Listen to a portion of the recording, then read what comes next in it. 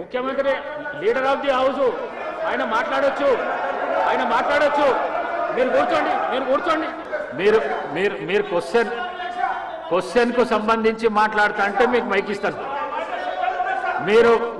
మీరు ముఖ్యమంత్రిని విమర్శిస్తా అంటే నేను మైక్ ఇవ్వను. ముఖ్యమంత్రిని విమర్శిస్తా అంటే మైక్ ఇవ్వను. ప్లీజ్ మీరు కూర్చోండి. శ్రీనివాస్ యాదవ్ గారు కూర్చోండి.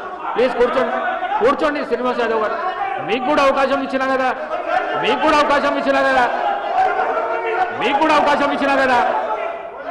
మైక్ ఇవ్వకుండా ముఖ్యమంత్రిని తిట్టద్దంటాడు స్పీకర్ గారు. ఆన్ రికార్డ్ అక్కడ కూర్చొని మీరు ముఖ్యమంత్రి గారి మీద విమర్శ చేయొద్దు అంటాడు. అనొచ్చా అట్లా స్పీకర్? ముఖ్యమంత్రి గారి మీద మీరు మాట్లాడితే మీ మైక్ కట్ చేస్తా అంటాడు. మరి మేము ఉండేందుకు అసెంబ్లీలా?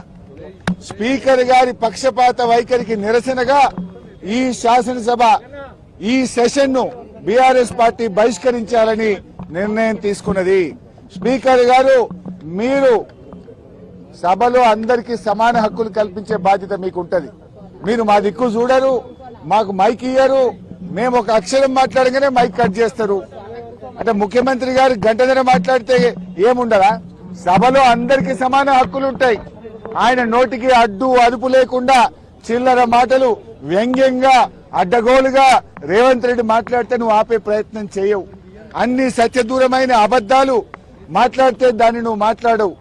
ఇవాళ అవినీతి గురించి మాట్లాడుతుండు. అవినీతికి ఇవాళ రేవంత్ రెడ్డి గారు అడ్డాగా మార్చిండు.